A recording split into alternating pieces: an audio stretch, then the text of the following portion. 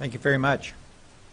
A special thanks to all of you and to Assemblyman Gray, but to all of you for holding the hearing here in the Valley and giving us the opportunity, and we greatly appreciate that.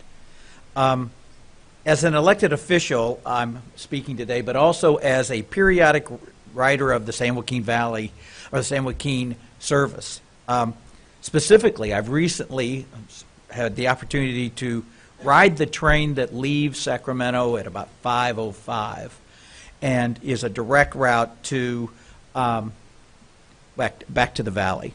I will share with you that if you had dropped me off at the train station at 5:05 or 5 o'clock, so I caught the train, and we were going to race to see who got back to Merced at the same time, in light of the traffic I normally see in Sacramento at about 5 o'clock, I would have beat you, because I get there at about 7:15, 7:20 in the afternoon, or in the evening after that ride home.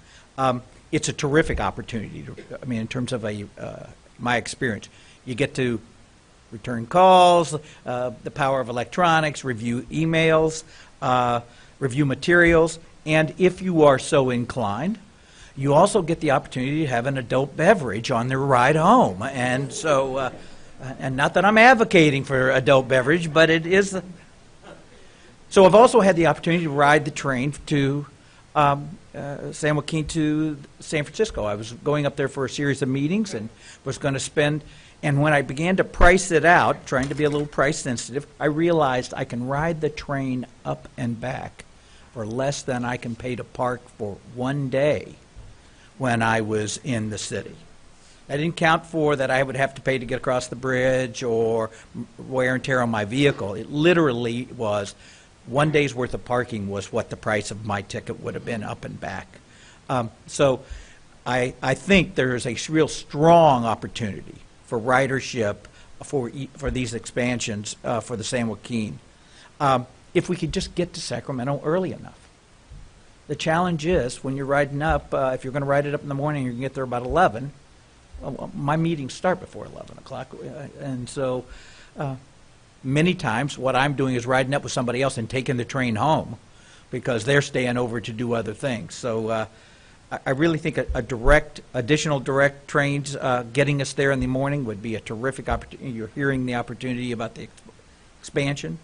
Additionally, what it would do is it would provide alternatives, both the ACE expansion and the San Joaquin expansion, for 20,000 people who commute out of Merced County daily for jobs, north and to the Bay Area. The implications to our potential of getting us out of the cars, to our air quality, to reducing our emissions to the greenhouse gases are really significant. I happen to also serve as Merced County's representative to San Joaquin Air Pollution Control District, and so air quality issues are really an important issue to us. And so the opportunity to expand those options for people in the Valley clearly would serve us well, both in terms of health, economics, and others.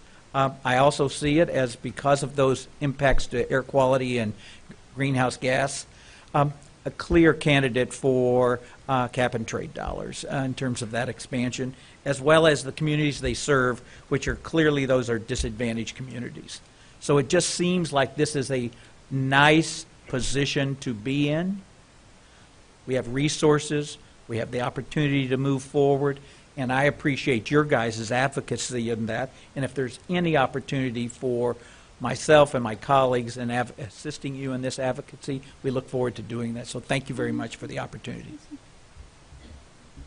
Thank you, Supervisor. Do we have any questions? Senator Galgiani. Supervisor, you said 20,000 commuters. Is that from Merced County or the city of Merced? Merced County. Merced County. 20,000 is a huge number. Well, that's a big number.